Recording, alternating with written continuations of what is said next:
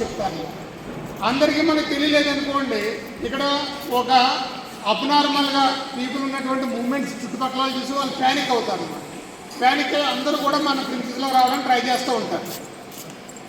ఆ టైంలో ఏం జరుగుతుంటుందంటే మరింత గందరగోళం జరుగుతుంటుంది అనమాట. అలా గందరగోళం జరగకుండా ఉండడం కోసం వీళ్ళు ఏం చేస్తారంటే వీళ్ళు అలారం చేస్తూ ఉంటారు. అంటే అలారం చేయడం అంటే అందరికీ కూడా సమాచారం ఇస్తూ ఉంటారు. సమాచారం ఇచ్చినప్పుడు వాళ్ళు ఏం చెప్తారంటే ఇక్కడ మనకి ఫైర్ యాక్షన్ జరిగింది, లేదా ఇక్కడ మనకు ఒక ఎర్త్క్వేక్ వచ్చింది. ఎర్త్క్వేక్ వచ్చినప్పుడు మనం ఇందులో ఉండడం శ్రేయస్కరం కాదు, మనందరం కూడా సేఫ్ ప్లేస్కి వెళ్ళిపోవాలి అని చెప్పేసి వీళ్ళు ఎవేర్ చేస్తూ ఉంటారు, అలారం చేస్తూ ఉంటారు. దీంతోపాటు మిమ్మల్ని అలారం చేయడమే కాకుండా చుట్టుపక్కల ఉన్నటువంటి ఏజెన్సీస్కి, అంటే గవర్నమెంట్ ఏజెన్సీ అంటే ఫైర్ డిపార్ట్మెంట్ కానీ, పోలీసుకి కానీ, రెవెన్యూకి కానీ ఆ ఇన్ఫర్మేషన్ వెళ్ళేస్తారు. అర్థమవుతుందండి? అలా చేసినప్పుడు ఏం జరుగుతుందంటే ఓన్లీ మీరు స్టూడెంట్స్ కాబట్టి, లేదా మీరు చిన్నపిల్లలు కాబట్టి, లేదా కొన్ని చోట్ల మన ఈ హౌస్ అపార్ట్మెంట్ ఇటువంటివి ఉన్నాయనుకోండి, అక్కడ ఓల్డ్ ఏజ్ పీపుల్ కూడా ఉంటారు. వాళ్ళు సేవ్ చేయడం ఇక్కడ ఉన్నటువంటి మీ వల్ల సాధ్యం కాదు కాబట్టి అలార్మింగ్ టీమ్ ఏం చేస్తారంటే అందరినీ కూడా ఎవేర్ చేస్తారు. వీళ్ళ దగ్గర ఉన్నటువంటి ఇన్ఫర్మేషన్ని అందరికీ కూడా అర్థమయ్యేలాగా చెప్తారన్నమాట. అదే ఎక్కడైతే ఎమర్జెన్సీ సిచ్యువేషన్ ఉందో అక్కడ ఉన్నటువంటి ఆక్యుపెంట్స్ అందరినీ కూడా ఒక పద్ధతిలో ఎవాక్యుయేట్ చేస్తూ ఉంటారనమాట. లేదా ఎవాక్యుయేట్ చేయమని వాళ్ళని ఎంకరేజ్ చేస్తూ ఉంటారు. అంటే ఇప్పుడు ఫైర్ జరుగుతుంది ఆ క్లాస్ రూమ్లో, ఏమంటారంటే మీరందరూ కూడా ఎవాక్యుయేట్ చేసేయండి అంటే అక్కడ కొంతమందికి డౌట్ రావచ్చు, పక్క క్లాస్ రూమ్లో ఫైర్ జరుగుతుంది, ఈ ముందున్నటువంటి క్లాస్ రూమ్ ఎవాక్యుయేట్ చేయాలా లేదా అనేది ఆ డెసిషన్ అనేది వీళ్ళు తీసుకుని అందరినీ కూడా ఎవాక్యుయేట్ చేయమని చెప్తారు అన్నమాట. ఎవాక్యుయేషన్ అంటే ఏంటంటే అర్థం స్టెప్ బై స్టెప్, అంటే ఒకళ్ళ వెనకాల ఒకళ్ళు ఇలా మనకి కాకుండా ఒకళ్ళ వెనకాల ఒకళ్ళు వీళ్ళు ఎవాక్యుయేట్ చేస్తారు. వీళ్ళైతే టీమ్ అయితే ఎలాగుంటుంది, ఎవాక్యుయేషన్ చేసేటువంటి ప్రొసీజర్ ఏంటంటే ఒకళ్ళ అనుకోండి ఈ ప్రశ్న ఏం చేస్తారంటే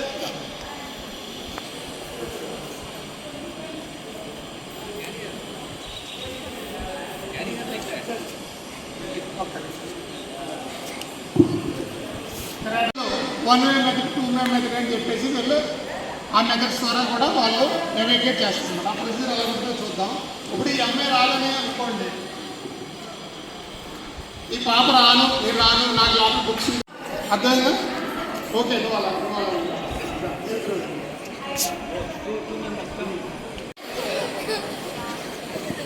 ఓకేనా? ఇలాగ వేరే టెక్నిక్స్ ద్వారా వీళ్ళు ఎవాక్యుయేట్ చేస్తారు.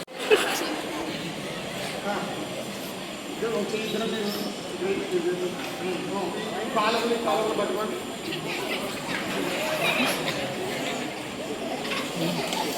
ఓకే, తీసుకొస్తూ ఉంటాను ఇలాగా. నువ్వు అలా ఎత్తుకోమ్మా, అమ్మాయిని ఎత్తుకో.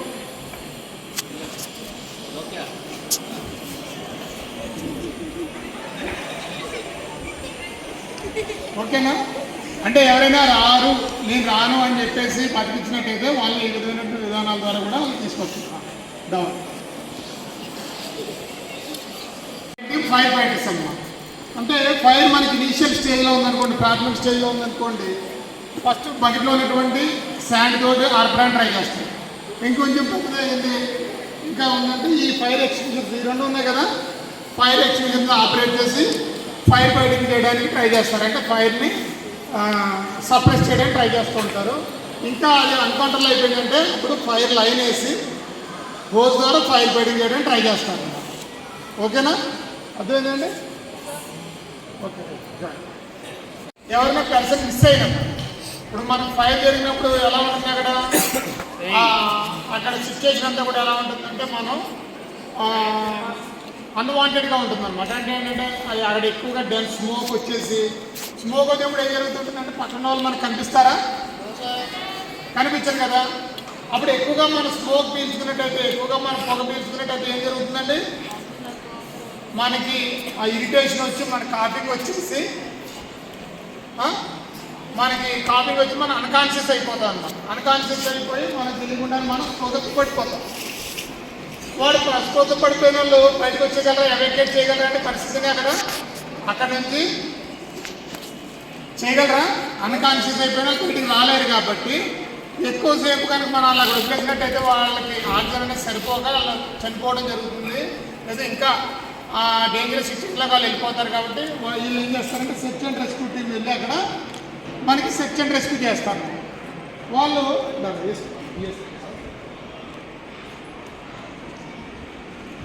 ఇలా ఉంటారు అబ్బాయి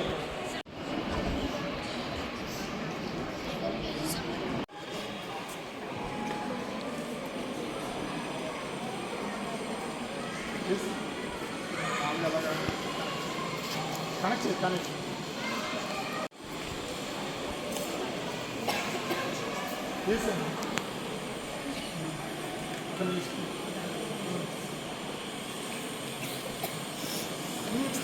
మామూలుగా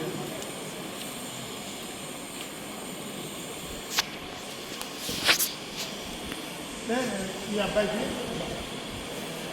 ఆ అబ్బాయికి అది లిఫ్ట్ చెప్పు నువ్వు చేయాలి చేస్తావా?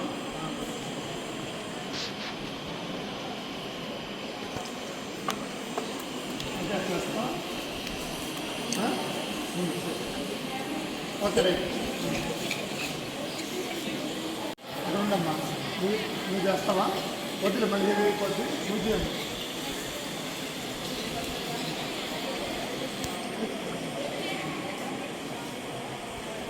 ఎలా ఎత్తుకుంటూ పెట్టుకో.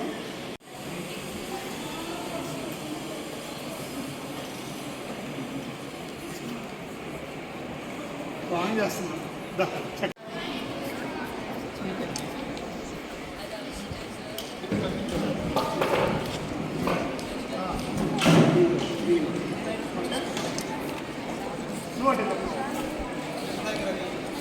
ఫోటో చూసారా? ఎత్తుకోగలరా మీరు? ఇది సెర్చ్ అండ్ రెస్క్యూ. ఓకేనా?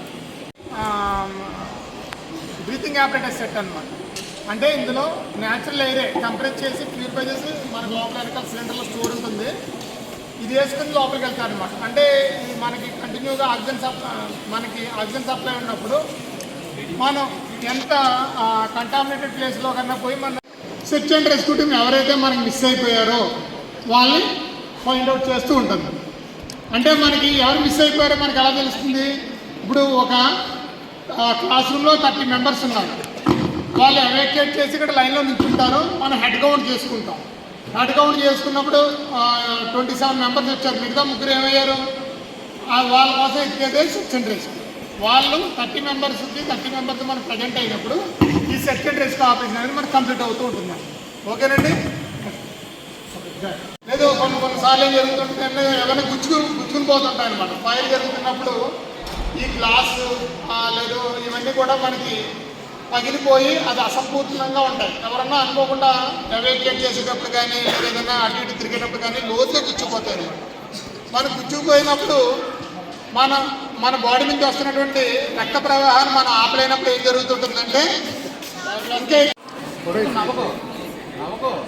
ఏం జరిగింది? అబ్బాయి ఎవాక్యుయేట్ చేసేటప్పుడు కానీ లేదా ఫైర్ వాళ్ళు కానీ ఇంజూర్ అయ్యాడు అనమాట. అతను అన్కాన్షియస్ అయిపోయాడు. మన సెర్చ్ అండ్ రెస్క్యూ తీసుకొచ్చి ఫస్ట్ ఎయిడ్ టీమ్గా చెప్పింది. ఫస్ట్ ఎయిడ్ అంటే అతను ఇక్కడ దగ్గరగా ఉన్నట్టయితే డెన్ స్మోక్ ఇంకా పిలిచి అతను ఆరోగ్య పరిస్థితి కుదిరిపడుతుంది. కాబట్టి కొంచెం దూరంగా ప్లేస్కి తీసుకెళ్ళి అక్కడ ఫస్ట్ ఎయిడ్ చేస్తాను అనమాట.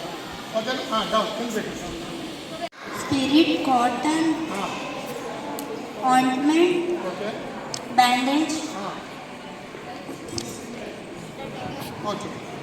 ఎందుకంటే ఇవి ఎందుకుంటాయి మీకు తెలుసు కదా. స్పిరిట్తో మనం ఎక్కడైనా గాయం జరిగినప్పుడు దాన్ని మనం ఇమీడియట్గా స్పిరిట్తో కనుక తుడిచినట్టయితే ఆ బ్యాక్టీరియా కానీ వైరస్ కానీ ఫంగస్ కానీ మన బ్లడ్లోకి బ్లడ్ సర్క్యులేషన్ ద్వారా వెళ్లకుండా ఉంటుందన్నమాట.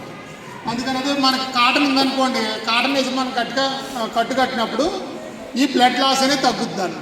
అందుకనే మన పెద్ద ఇంట్లో ఏదైనా ఎవరికైనా దెబ్బ తగిలినప్పుడు దానిలా గట్టిగా పట్టుకుని ఉంచుకుంటారు. ఎందుకంటే బ్లడ్ లాస్ అనేది మనం రెడ్యూస్ చేయడం కోసం. అర్థమైందండి?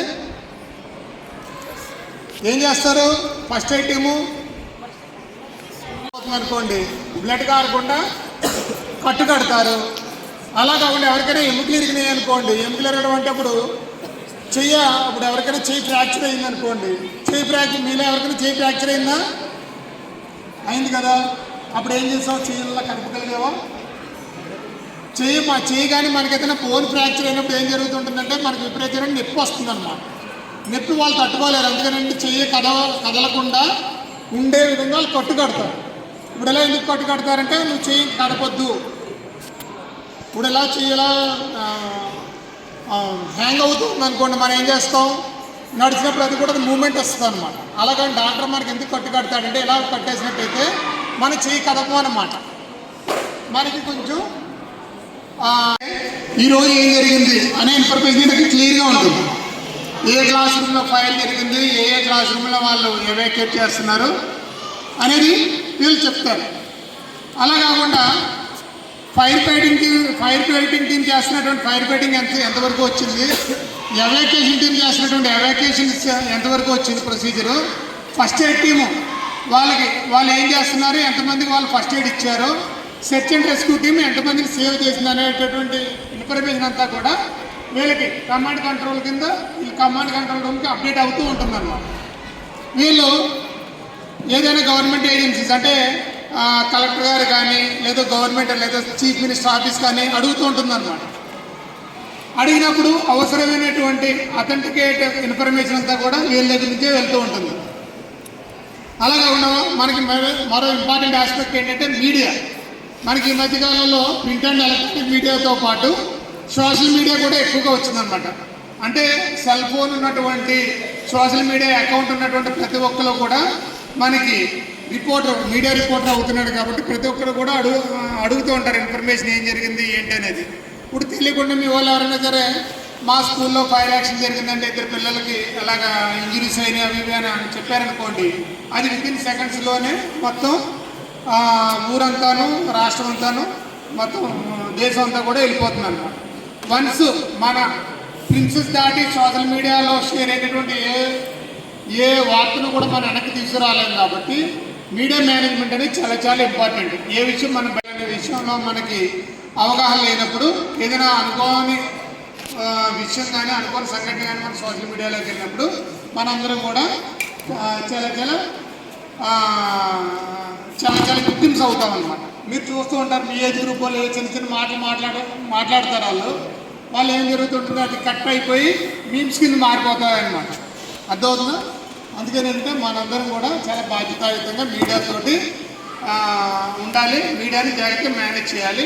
అదే పాయింట్ మన ఇక్కడ మీడియా మేనేజ్మెంట్ కింద మనం పెట్టడం జరిగిందన్నమాట. ఓకేనండి? ఓకే. ఇప్పుడు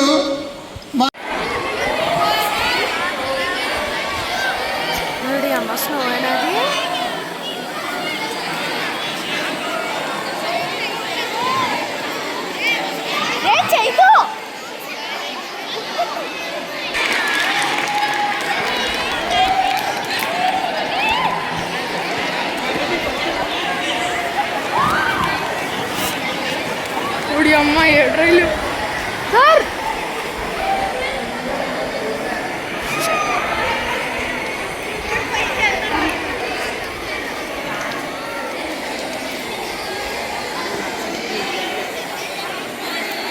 పైకి కదా సార్ పైకి వెళ్తాం, సార్ పైకి వెళ్ళా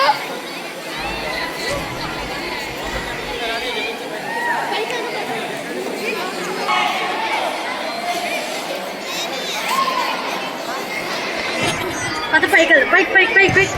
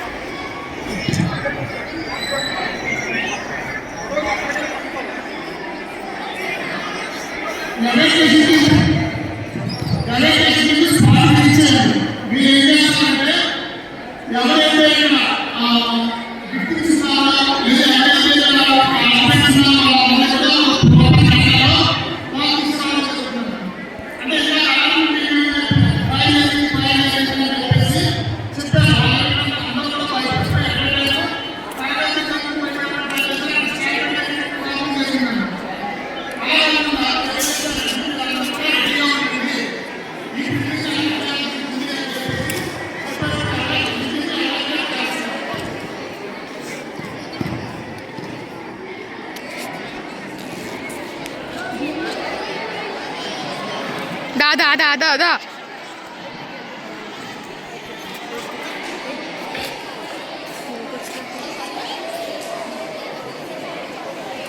చెరుకు ఫ్రెండ్ వచ్చే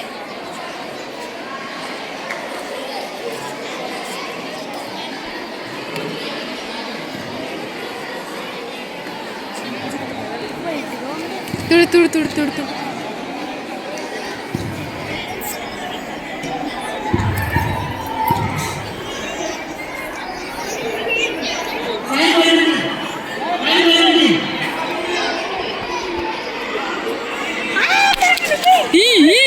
ఎట్లా ఎట్లా ఎట్లా ఎట్లా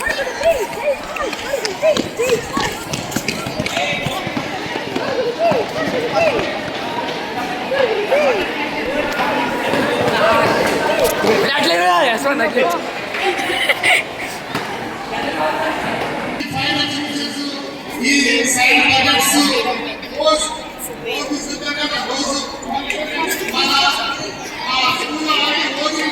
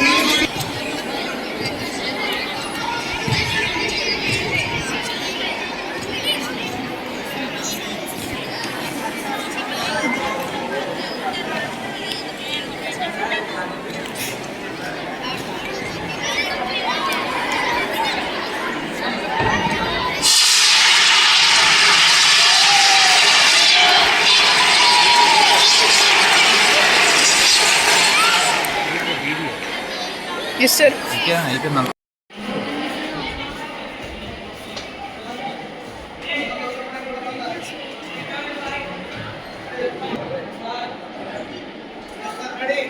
ఓకే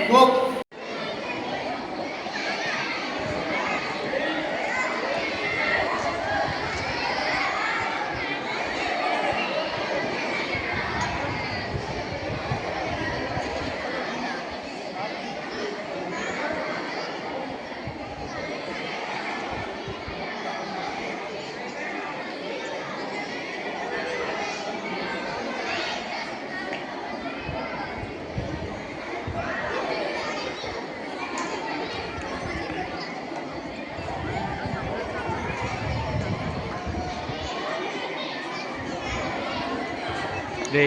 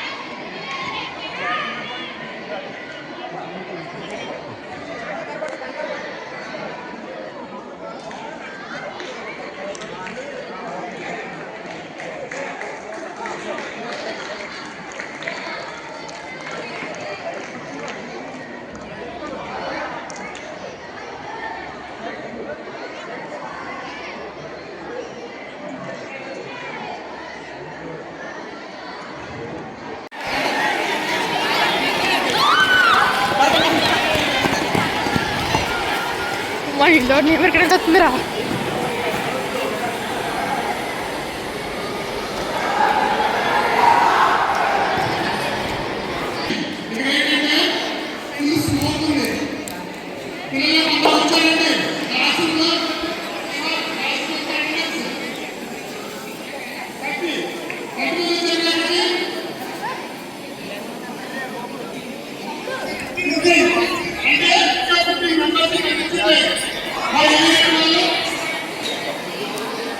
సిరిగడ బూతులు మాట్లాడలే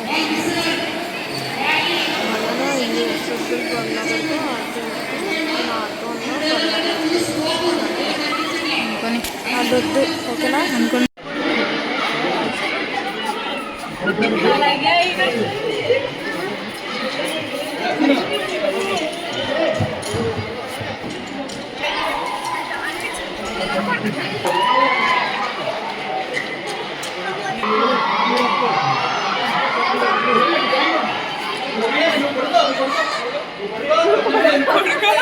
ఏ బేటా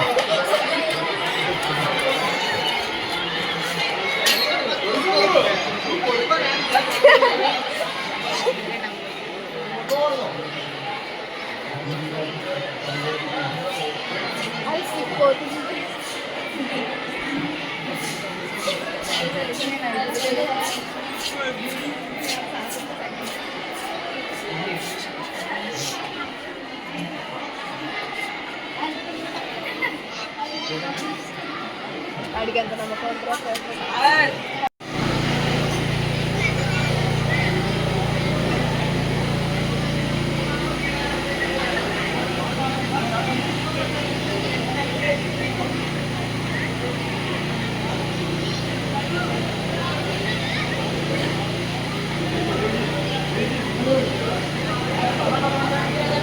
ఆన్ చేస్తారా? ఆన్ చేసినప్పుడు ఏమవుతుందంటే లైట్ ఏమో ఈ ప్రిన్సిపల్ అనేది ఆన్ చేసినట్టయితే మొత్తం ఈ ప్రిన్స్ అంతా కూడా లైటింగ్ వచ్చి వాళ్ళు ఏ విధమైనటువంటి రిస్క్ ఆపరేషన్ అయినా ఏదైనా స్విచ్ సెకండ్ రెస్క్యూ చేయాలన్నా పైప్ ఫీడింగ్ చేయాలన్నా వాళ్ళు అన్ఎఫెక్టెడ్గా చేయగలుగుతారు.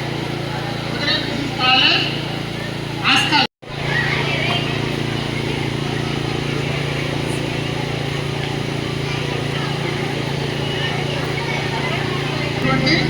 హై పవర్ నెట్వర్క్ లైట్ అంటారు. అది మనకి బెస్ట్ లైటింగ్ ఎక్స్పీరియన్స్ అనేది ఏదైతే మనకి ఇందులో ఆపరేట్ చేస్తామో అది చూపిస్తూ ఉంటుంది.